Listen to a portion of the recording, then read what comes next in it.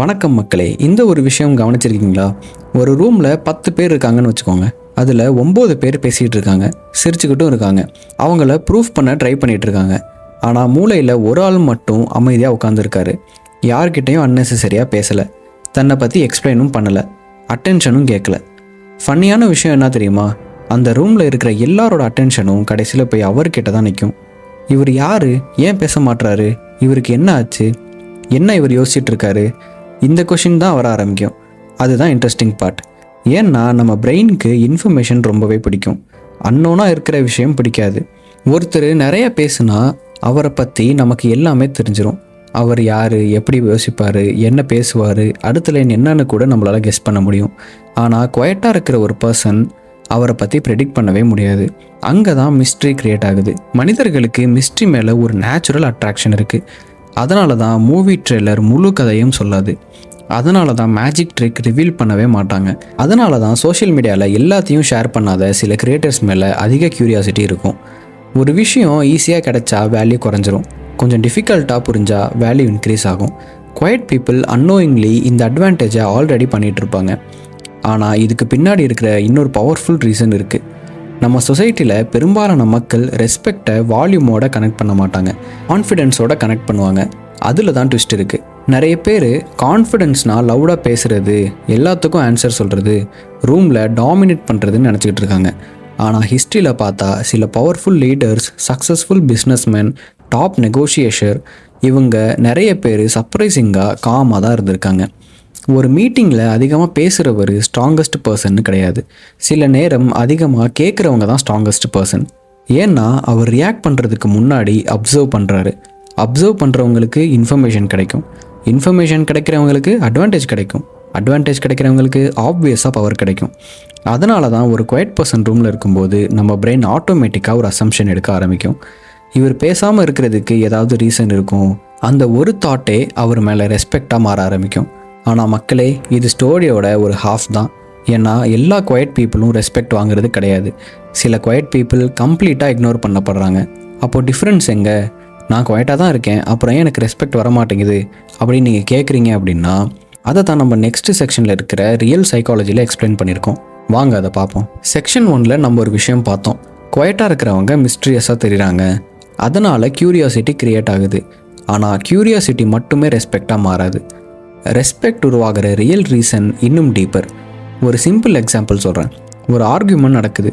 அங்கே எல்லாரும் கத்திக்கிட்டு இருக்காங்க. ஒவ்வொருத்தரும் தங்களோட ஒப்பீனியன் ப்ரூவ் பண்ண ட்ரை பண்ணுறாங்க. ஆனால் ஒரு பர்சன் மட்டும் அமைதியாக எல்லாத்தையும் கேட்குறாரு. 5 மினிட்ஸ், 10 மினிட்ஸ், 15 மினிட்ஸ் ஆகுது. அப்புறம் அவர் ஒரே ஒரு லைன் மட்டும் சொல்கிறாரு. ஃபன்னியான விஷயம் என்ன தெரியுமா? ரூமில் இருந்த எல்லாரும் அந்த ஒரு லைனை கவனமாக கேட்பாங்க. ஏன்னா ஸ்கார்சிட்டி. அவர் வேர்ட்ஸ் ஆர் ரேராக இருக்கிறதுக்கு மனிதர்கள் ஆட்டோமேட்டிக்கலி வேல்யூ கொடுப்பாங்க. கோல்டு இவ்வளோ வேல்யூபிளாக இருக்கிறதுக்கு ஒரு ரீசன் ஸ்கார்சிட்டி. டைமண்ட், அதுக்கும் ஒரு ரீசன் ஸ்கார்சிட்டி. அட்டென்ஷன் வேல்யூபிளாக இருக்கிறதுக்கும் ஒரு ரீசன் ஸ்கார்சிட்டி. அதே லாஜிக் வேர்ட்ஸ்க்கும் அப்ளை ஆகுது. ஒருத்தர் நாள் முழுக்க பேசிக்கிட்டே இருந்தால் அவர் வேர்ட்ஸ் சீப்பாக மாறிடும். ஒருத்தர் தேவையான நேரத்தில் மட்டும் பேசினா அவர் வேர்ட்ஸ் எக்ஸ்பென்சிவாக மாறிடும். அதனால தான் குவைட் பீப்புள் பேசும்போது மக்கள் நேச்சுரலி கேட்க ஆரம்பிக்கிறாங்க. ஆனால் இதுக்கு மேலே இன்னொரு சைக்காலஜி இருக்குது.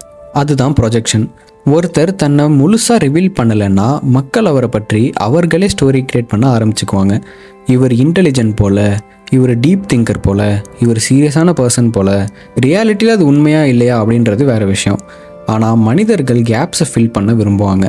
அதனால் இன்ஃபர்மேஷன் இல்லாத இடத்துல இமேஜினேஷன் வேலை செய்ய ஆரம்பிக்கும். அதனால் சில நேரம் குவைட் பீப்புள் ஆக்சுவலி ரியாலிட்டியை விட பவர்ஃபுல்லாக தெரிஞ்சிடுறாங்க. இப்போது சோஷியல் மீடியாவே எடுத்துக்கோங்க. எல்லாத்தையும் ஷேர் பண்ணுற கிரியேட்டர்ஸ் இருக்காங்க. Daily updates, daily opinions, daily reactions. ஆனால் சில கிரியேட்டர்ஸ் மந்த்துக்கு ஒரு வீடியோ மட்டும்தான் அப்லோட் பண்ணுவாங்க. அவங்க அப்லோட் பண்ண உடனே மில்லியன்ஸ் ஆஃப் வியூஸ் வரும். ஏன் தெரியுமா? ஏன்னா scarcity. People miss what they don't get often. People value what they actually can't fully predict. அதுதான் ஹியூமன் நேச்சர். ஆனால் இங்கே ஒரு டேஞ்சரஸான மிஸ் அண்டர்ஸ்டாண்டிங் இருக்குது. குவைட்டாக இருந்தாலே ரெஸ்பெக்ட் கிடைக்காது.